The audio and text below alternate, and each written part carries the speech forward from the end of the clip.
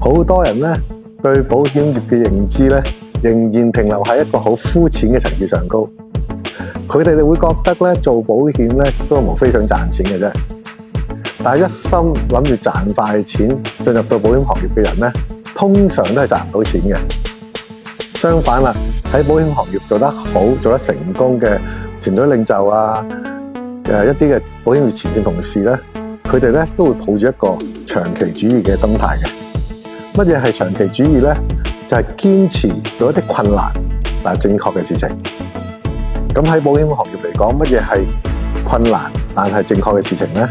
就係擺客戶嘅利益同埋下線團隊嘅利益咧，擺自己嘅利益之上。咁人聽落，哇！你好似好偉大咁啊！但係呢個真係一個正確嘅事情嚟嘅。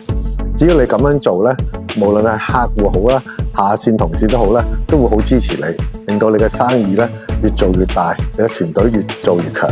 所以咧，入嚟保險行業咧，只要你堅持做一啲困難但係正確嘅事情咧，我保證你咧嘅生意，你自己嘅團隊咧一定發展得好好。